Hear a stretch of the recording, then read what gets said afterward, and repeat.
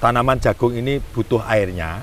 Misalnya minimal kebutuhan air itu seberapa, kemudian tuh di fase-fase apa atau di umur-umur keberapa. Pakai varietas biji andalan biji yang lainnya. Contohnya seperti biji 18, ya. Ada 79. Ya. Ternyata 79 ini disinyalir dari beberapa petani kemarin Pak, ini setelah menanam beberapa varietas itu juga dia itu lebih condong ke 79 karena oh ini adiknya biji 2 katanya begitu.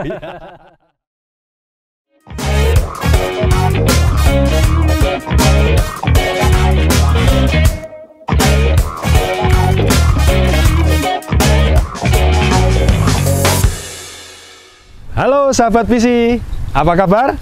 Semoga selalu dalam keadaan sehat dan tetap semangat. Assalamualaikum warahmatullahi wabarakatuh. Jumpa lagi dengan saya Pak Kumis dalam acara kesayangan kita P3K, Podcast Pojok Pak Kumis. Sahabat visi, kali ini saya berada di salah satu pusat riset tanaman pangan dari PT Bisi Internasional Tbk yang berlokasi di Kediri, Jawa Timur. Kenapa saya berada di sini? Tentunya berhubungan dengan tanaman pangan.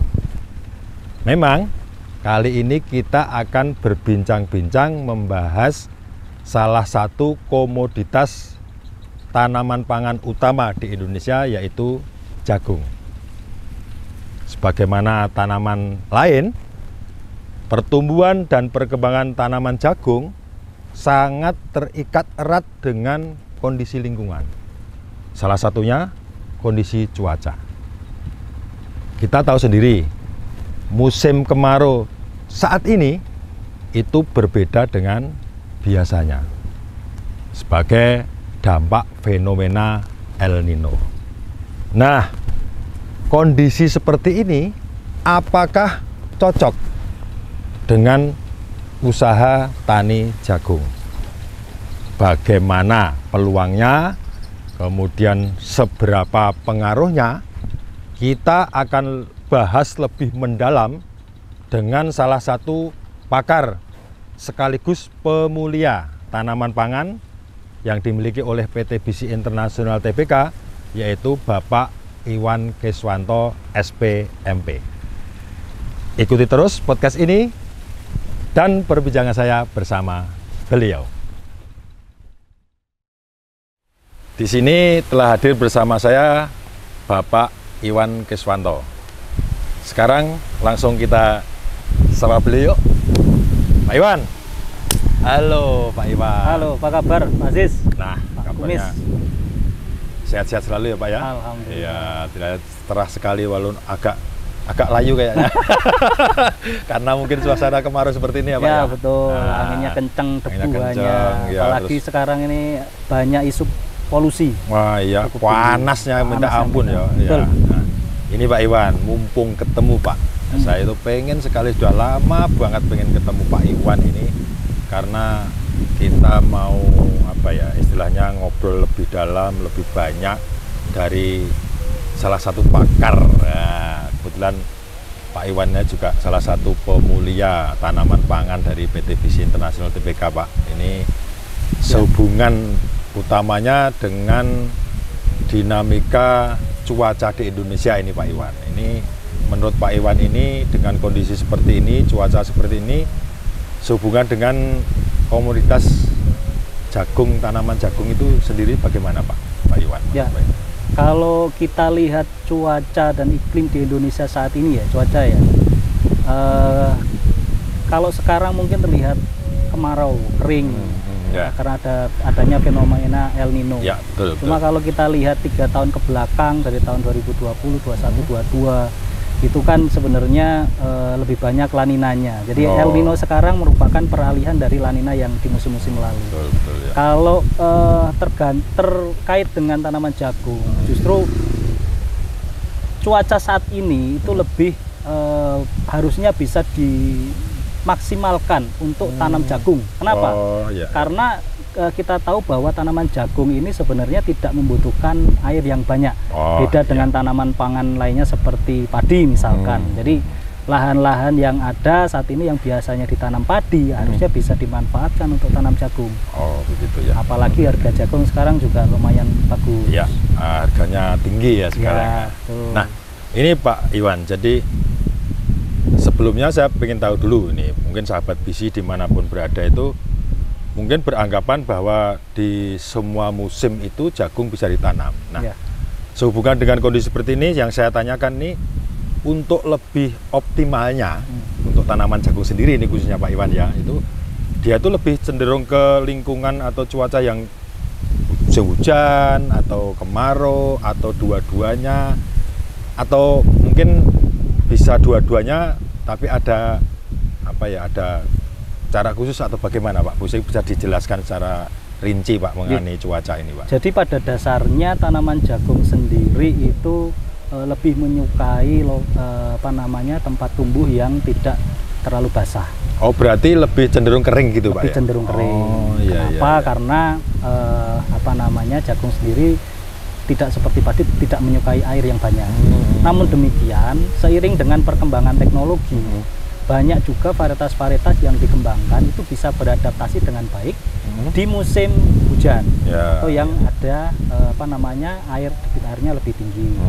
Ya, ya. Nah, oleh karena itu sebenarnya kita juga harus bijak dalam memilih varietas nantinya ketika mau tanam. Ya. Ada yang memang cocok di musim kemarau, bisa menghasilkan hasil yang tinggi sekali musim kemarau. Dibanding musim penghujan. Dibanding musim penghujan, ada juga yang dia bisa beradaptasi di musim penghujan, tentunya dengan lokasi yang dia tidak memungkinkan untuk ditanam tanaman padi misalkan. Jadi kita tetap bisa tanam jagung, Betul. tapi kita juga harus lihat apakah varietas yang ditanam ini cocok nggak. Kaitannya sama misalkan nanti kemampuan dia menghasilkan tongkol yang besar, yang performan bagus, dan lain sebagainya. performan, ketahanan terhadap hama penyakit juga di musim tersebut. Jadi tetap bisa tergantung nanti bagaimana kita bisa memanage terutama lahannya juga Pak Aziz. Jadi tidak hanya varietas, di musim hujan juga harus kita perhatikan supaya lahan kita itu diatur sedemikian rupa supaya tidak tergenang. Karena balik lagi tanaman jagung itu tidak menyukai air yang berlebih. Betul. Berarti pada intinya itu kalau bisa saya tarik kesimpulan ya Pak Iwan, menurut uraian Pak Iwan itu tetap bisa ditanam di musim penghujan asalkan tidak tergenang, karena jagung sendiri itu lebih menyukai yang agak kering atau kering kan gitu. Betul. Nah, terus kembali Pak Iwan, di cuaca seperti ini itu berarti petani jagung khususnya itu masih bisa mengembangkan budidaya tanaman jagung itu malah kebetulan di musim seperti ini Pak ya? Ya, jadi lebih bagus malah di musim seperti ini. Apalagi tadi memanfaatkan lahan-lahan yang tidak bisa ditanami padi. Karena kekurangan air, kekeringan dan lain-lain, bisa justru digeser ke tanaman jagung. Jadi bisa dimanfaatkan seperti itu. Tentunya dengan memperhatikan tadi kan kita mungkin kita menghadapi musim kemarau ya. Cuma mungkin di beberapa daerah itu curah hujan itu masih ada. Jadi kalau misalkan ditanam atau menggunakan lahan seperti itu, tentunya harus diperhatikan bagaimana buangan airnya, drainasenya, di mana bisa diatur polanya. Misalkan penanamannya tidak lahannya tidak datar, tapi diatur seperti bedengan-bedengan supaya kalau misalkan ada air berlebih itu bisa langsung terbuang ya. Tidak berhenti. Tidak berhenti.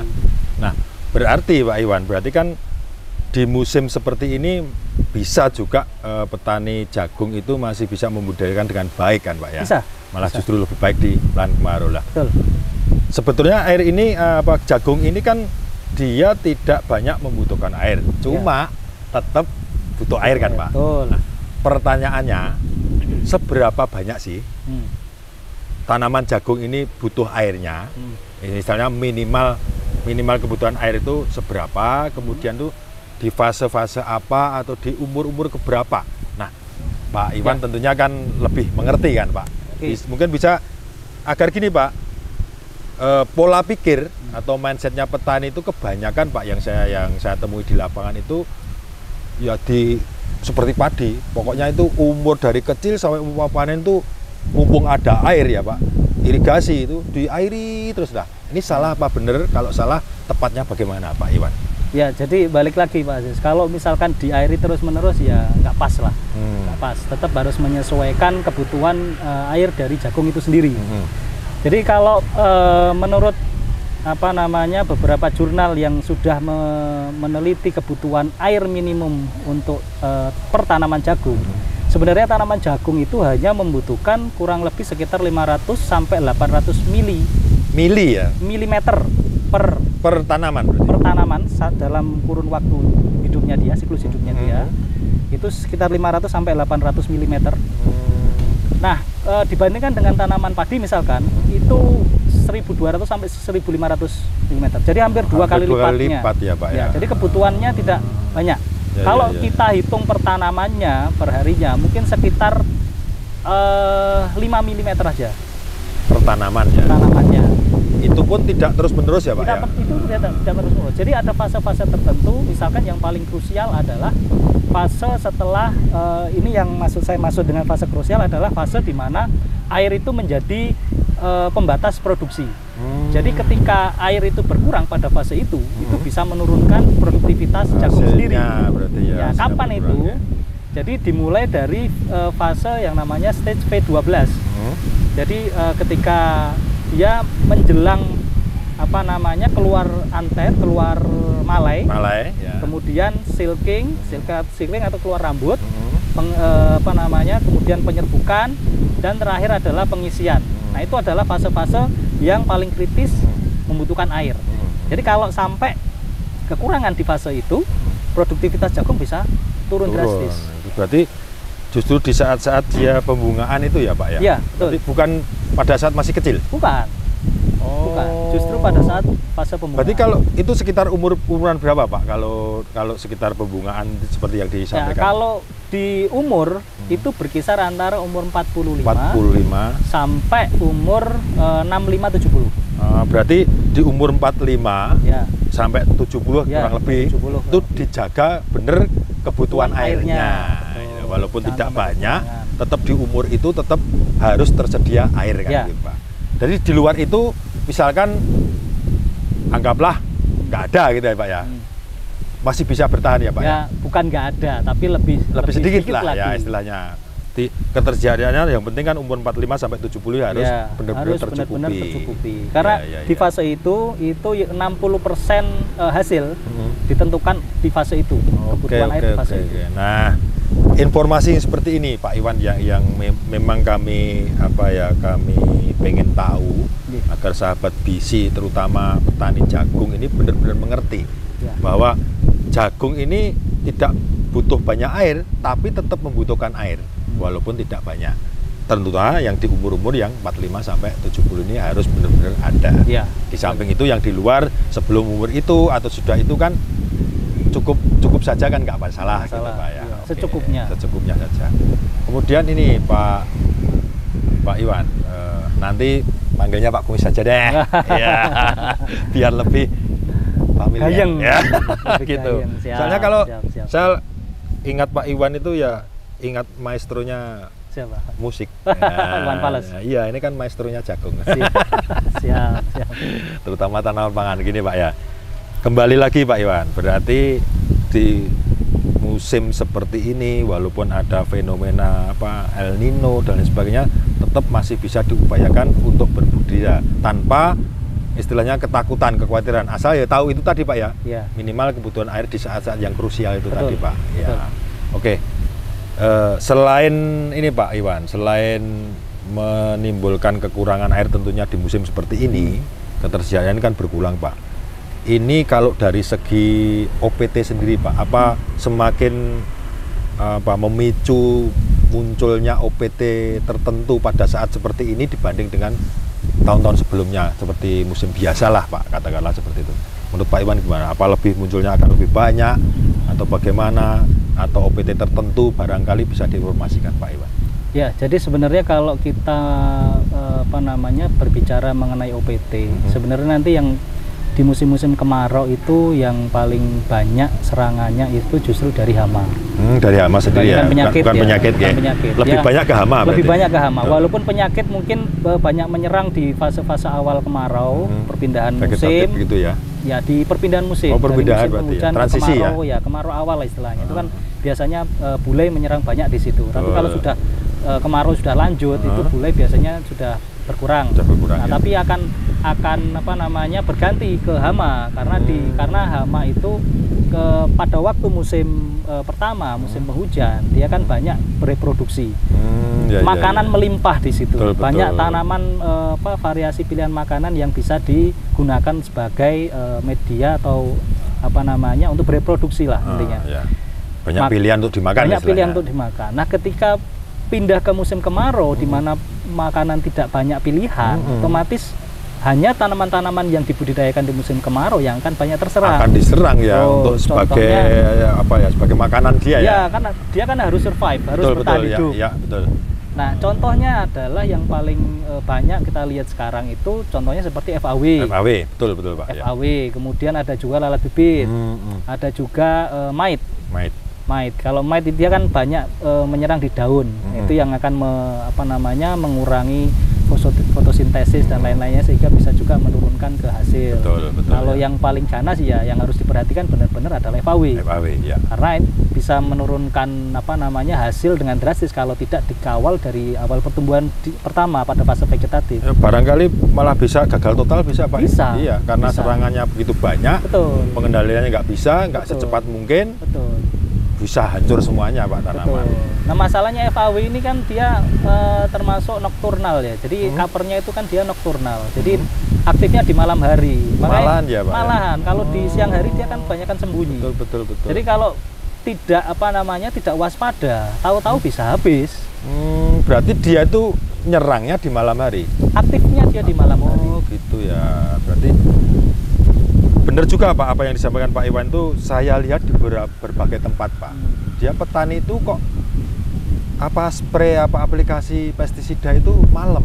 Iya. Oh, berarti itu dia cari hewannya keluar ya, hamanya keluar gitu. Keluar. Dia aktifnya di malam hari. Biar cepat misalnya efisien lah. Mati ya, gitu, dibanding dengan siang hari. Betul. Ya. Ini yang kita kalau siang hari panas-panas gini kan nggak enak, panas Pak, ngiup Pak. Jadi berteduh. Sama dengan kita ya Pak. Sama dengan kita. Kepanasan gitu ya. Malam hari sambil keluar ngopi, rokokan gitu. Cari makan gitu Pak. Ya. Diserang lah pasti pestisida ya. Betul Pak. Oke, bahasa mudahnya dimengerti begitu ya. Oh, berarti salah satu juga untuk mengantisipasi atau cara mengendalikan hama itu di malam hari. Oke. Lalu berarti macamnya itu seperti itu tadi ya Pak, ada FAW, ada mite, ada kalau bendel dan sebagainya. Berarti di malam hari. Oke Pak, ini sehubungan dengan OPT Pak. Kemudian daripada kita mengobati, lebih baik kan mencegah. Nah, yang ingin saya tahu nih Pak Iwan, apa atau punya tips-tips atau cara-cara apa yang kita informasikan ke sahabat BC, terutama ke petani jagung ini, persiapan apa atau tips-tips yang dilakukan agar nanti meminimalisir serangan hama dan penyakit, termasuk cukupkan air sehingga nanti di cuaca yang ekstrim seperti ini masih bisa survive, sehingga nanti hasilnya juga masih bisa maksimal Pak Iwan. Ya, intinya tips apa saja yang harus kita perhatikan dan siapkan kalau ingin berbudidaya tanaman jagung di musim seperti ini. Betul. Ya. Oke, jadi yang perlu diperhatikan tentunya adalah ketersediaan air. Nah, ini mungkin untuk di daerah-daerah yang banyak sawahnya, yang tidak bisa dipakai tanaman padi, bisa dipakai tanaman jagung, mungkin lebih mudah karena biasanya airnya itu dari sumur. Nah, cuma untuk daerah-daerah lain yang pengeboran sumur itu masih sulit untuk diupayakan, yang bisa dilakukan adalah menggunakan teknologi yang pengairan yang lebih efisien seperti drip irigasi. Itu yang pakai selang tetes, itu ya? Ya betul. Pakai selang, nanti dia keluar air sedikit-sedikit. Jadi walaupun sedikit-sedikit itu dia kalau lama-lama dia akan basah sendiri dan itu sudah cukup memenuhi kebutuhan tanaman jagung. Sesuai itu tadi ya, sesuai itu tadi. 800 apa berapa itu tadi ya. Jadi hanya membutuhkan satu sumber air, nanti tinggal tarik selangnya, pipanya panjang, kemudian dialirkan airnya, kebutuhan airnya akan tercukupi. Dan itu mungkin memang investasinya di awal agak sedikit lebih mahal, tapi itu bisa dipakai berulang kali. Membutuhkan tambahan biaya lah di awal kan gitu ya.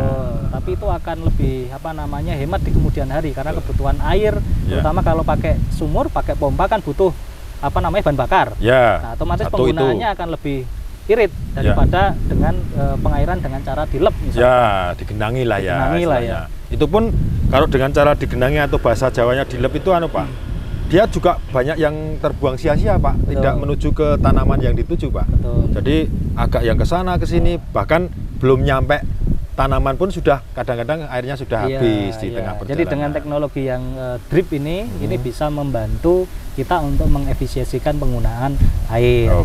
Itu yang pertama. Kemudian yang kedua terkait dengan di awal-awal ya Pak. Tentunya yang harus kita perhatikan ketika kita tanam jagung, fase-fase krusial yang paling penting di awal adalah menjaga supaya tanaman itu dia bisa tumbuh dulu. Jadi lebih cepat. Jadi ketersediaan air di awal itu penting. Betul. Setelah itu baru ketika dia sudah masuk fase vegetatif, dia kita atur pemberian air secukupnya. Nah, terkait dengan OPT, tentunya kita juga harus sudah siap sedia di awal bahan-bahan aktif yang cukup efektif dipakai atau digunakan untuk mengendalikan FAW misalkan. Betul ya. Tidak sembarang pakai. Betul, ya. Jadi harus dibaca dulu ini fungsinya apa. Jadi jangan asal ini ada obat semprotkan. Biasanya kan banyak yang ngikut-ikut ini Pak Iwan. Ini tetangganya atau temannya ini ikut padahal belum tentu pas kan gitu. Malah jadi kebal ya Pak mungkin ya. Karena salah bahan aktif atau apa itu kan. Salah sasaran tidak efektif dan tidak efisien juga. Betul. Karena kan menyemprot tidak pada sasarannya. Betul. Buang biaya juga. Betul, iya. Nah, itu yang harus diperhatikan. Jadi memang harus persiapan dulu.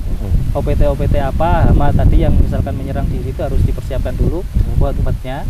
Kemudian yang kedua adalah mengetahui kapan waktu efektif untuk pengendalian. Pengendaliannya, betul. Contohnya tadi seperti informasi Pak Iwan itu hama tertentu itu munculnya di malam hari. Tentunya pengendaliannya kalau bisa diupayakan di malam hari daripada di siang hari. Bisa dimulai dari sejak subuh atau kalau misalkan malam hari tidak bisa dari sejak subuh sampai jam 7 misalkan atau nanti ditambah dari jam 5 sampai sore. Sore Biar tidak terkena sinar matahari yang langsung gitu ya Pak ya. Lebih efektif begitu ya. Jadi subuh atau habis subuh itu maksimal sampai jam 7 kalau pagi. Kalau nggak bisa malam ini Pak ya. Kalau sore nanti setelah jam 5 menuju ke maghrib atau setelah matahari terbenam gitu ya Pak Iwan. Betul. Ini satu hal lagi Pak yang tidak kalah penting lagi, masalah pemupukan Pak Iwan. Cara pemupukan maksud saya, cara pemupukan. Itu terutama di musim kemarau Pak Iwan. Itu karena petani itu kan cara mupuknya dia beda-beda Pak. Ada kalau tanahnya masih bisa ditugal, kemudian kalau enggak itu dikocor, dirarutkan di air, kemudian ada yang disebar begitu saja pada pangkalnya Pak. Ini menurut Pak Iwan sebagai pakarnya ini bagaimana Pak? Ini yang bagus yang seperti apa? Terus cara yang baik biar tidak mubazir lah katakanlah pupuknya itu sudah cari pupuk mahal, efektif lah terserah. Nah, harganya mahal, susah juga. Dapatnya juga dipupukkan asal-asalan. Nah ini Pak Iwan barangkali bisa memberikan tambahannya mungkin tadi masuk ke tips juga. Betul, tambahan tipsnya Pak. Jadi memang kebiasaan petani itu kan rata-rata kalau mupuk itu kan untuk menghemat biaya tenaga kerja dan disebar biasanya. Cuma kalau disebar ini dia akan lebih efektif kalau pengairannya dengan cara digenangi. Jadi pupuknya itu akan larut dengan sempurna masuk ke dalam tanah. Cuma masalahnya dengan kondisi saat ini kalau misalkan air terbatas juga, otomatis cara disebar hanya diletakkan saja itu kurang efektif. Karena karena dia akan banyak menguap. tidak apa namanya tidak termakan oleh tanaman, tidak terserap dengan sempurna oleh tanaman. Jadi yang paling efektif adalah bisa ditugal. Setelah ditugal tapi juga harus ditutup. Betul. Supaya tidak menguap. Kemudian juga bisa dikocor. Cuma dikocor lagi-lagi air. Ya. Kalau ditugal kan bisa, kalau misalkan kita pakai drip bisa dikombinasikan juga dengan betul drip. Ya. Ini kalau tanpa drip ya kita kan untuk petani awam lah gitu ya. Tanpa drip itu kalau menurut saya lebih aktif ke dikocor Pak, karena selain mudah larut langsung terserap ke akar tanaman, dia juga sekaligus mengairi juga kan Pak. Ya, lebih sejuk, lebih lebih dingin lah, tanaman lebih dingin mungkin ya. Cuma masalahnya kalau dikocor kalau lahannya kecil. Ya. Kalau lahannya luas. Lah itu Pak. Biasanya kocornya pakai itu Pak, pakai apa? Pompa. Nah, itu yang sudah itu di sprayernya diambil. Biasanya yang saya lihat gitu Pak. Dilangsungkan ke pangkal. Bisa, gitu, itu juga. Ya, itu tidak pakai ember itu enggak. Ya. Oke Pak Iwan. Nah, ini lagi yang saya tanyakan, kan untuk budidaya tanaman jagung itu banyak faktor ya Pak ya. Banyak faktor yang harus dilakukan dari apapun itu. Yang paling utama Pak dari banyak faktor ini menurut Pak Iwan itu apa yang harus dimengerti sahabat visi petani jagung ini, yang utama harus memang benar-benar dilakukan apa Pak? Varietas atau apa ya? Kalau kita ngomong masalah efektivitas Pak, memang kalau kita bicara dengan alam, kemudian ketersediaan air, pupuk itu kan kadang-kadang juga di luar kendali. Ya, kendali kita. Yang bisa kita lakukan, yang bisa kita upayakan, yang pertama adalah dengan varietas tentunya. Harus memilih varietas yang sesuai, yang cocok beradaptasi di daerah yang kering, yang tidak membutuhkan air yang banyak. Iya, betul dah. Maksud saya begitu Pak. Walaupun sudah airnya tercukupi lah katakanlah, bahwa butuhnya nggak banyak. Tapi kalau varietasnya juga nggak memenuhi standar, tidak cocok di lahan yang kering, kan percuma juga kan Pak, gitu loh Pak. Artinya dia tumbuhnya pun juga nggak sempurna kan, maksud saya seperti itulah. Kalau ini Pak Iwan, dari visi sendiri Pak, dari visi sendiri itu untuk yang cocok di cuaca yang kering seperti ini, ada varietas apa saja Pak Iwan? Kalau kita ngomong varietas yang tahan kering, tentunya tidak lepas dari visi 2. Nah, tetap andalan ya itu Pak. Andalan untuk daerah kering. Ya.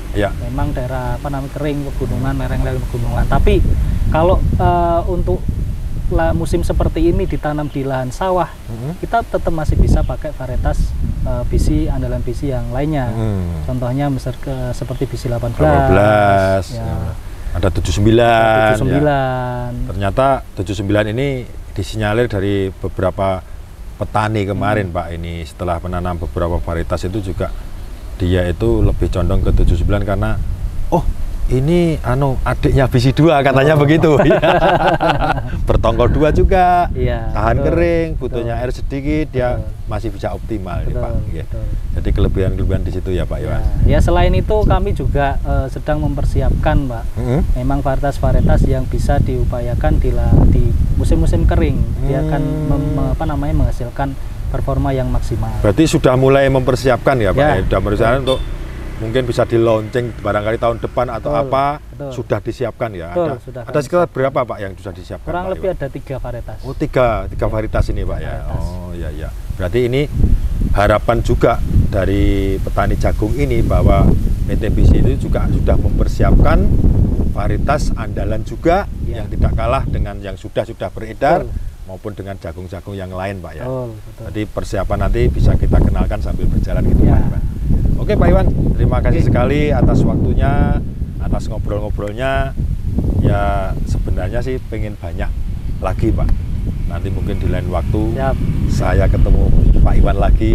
Siap Pak Kumis. Pokoknya ingat Pak Iwan Keswanto lah. Iwan itu kan ada istilahnya Pak. Apa Pak? Singkatnya Iwan.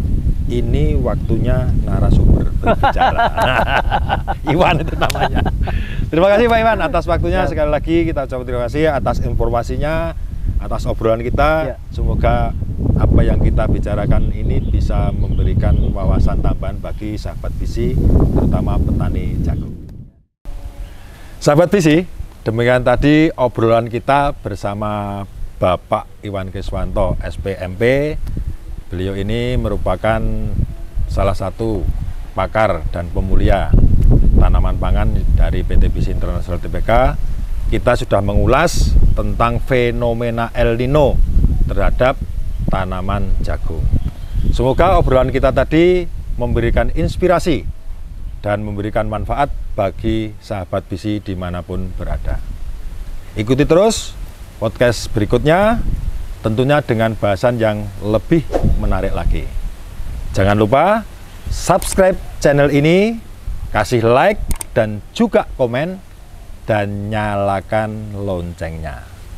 Ikuti juga semua akun media sosial kami, FB, IG, dan TikTok dengan nama Visi Sahabat Petani. Ini sahabat visi, sebelum saya tutup, saya punya pantun. Jalan-jalan ke kota Kediri, jangan lupa beli tahu isi. Kalau Anda tidak pengen rugi, tanamlah jagung visi. Sampai jumpa di episode berikutnya. Assalamualaikum warahmatullahi wabarakatuh.